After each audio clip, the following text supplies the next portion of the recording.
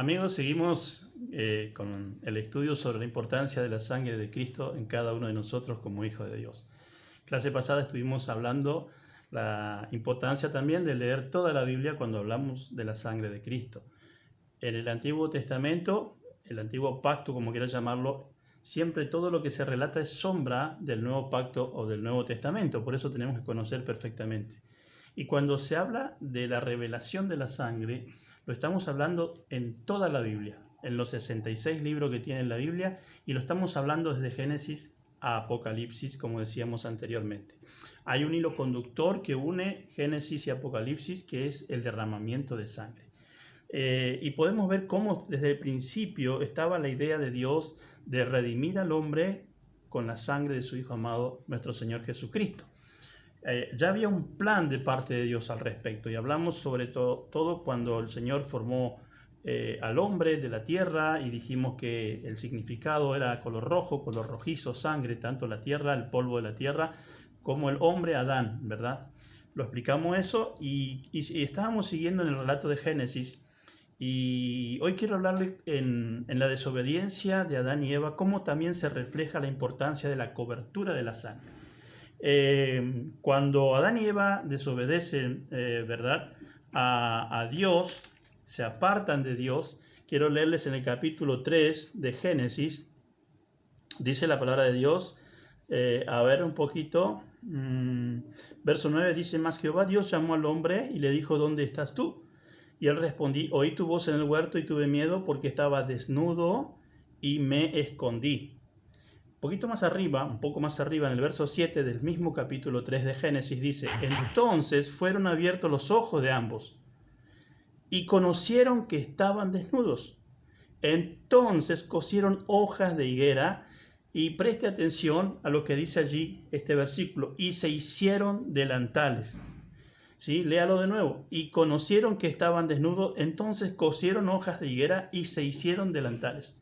La idea de delantales, usted lo sabe perfectamente, es cubrir sus partes íntimas, pero no es cubrir todo su cuerpo.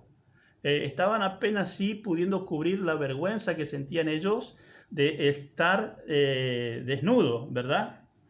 Pero en el capítulo 3, verso 21 de Génesis dice, y Jehová Dios hizo al hombre y a su mujer túnicas de pieles y los vistió.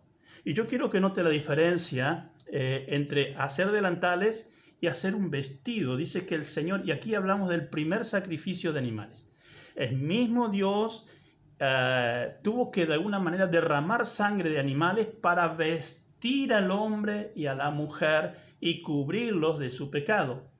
Fíjese usted y note la diferencia entre lo que hicieron Adán y Eva sin Dios, delantales que no cubrían toda su vergüenza, y lo que luego Dios hizo por ellos. Derramó sangre de animales inocentes para cubrir completamente. Por eso dice allí en el verso 21, hizo túnicas de pieles y lo vistió. Hay una diferencia entre ponerse delantales y vestirse.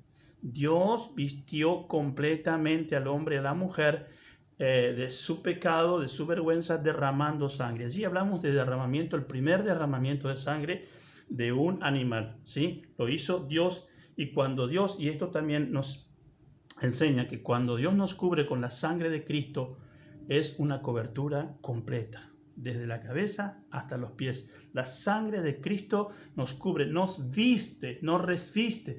Cuando el Señor nos mira a nosotros siendo defectuosos, con problemas, con todo el carácter malo que podamos tener o regular, como quieras llamarlo, el Señor nos mira por la sangre de Jesucristo que nos reviste, nos cubre completamente. Esa es la diferencia.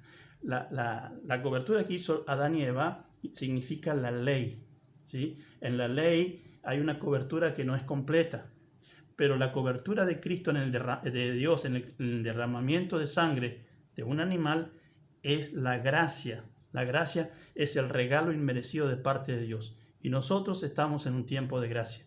Démosles honra a nuestro Señor, que Él nos cubrió con la sangre de nuestro Señor Jesucristo y Él es el Cordero perfecto. Y los que estamos revestidos de su sangre, estamos bajo los ojos, la atenta mirada de Dios permanentemente y Él nos guarda y Él nos cubre. Que Dios te bendiga muy ricamente.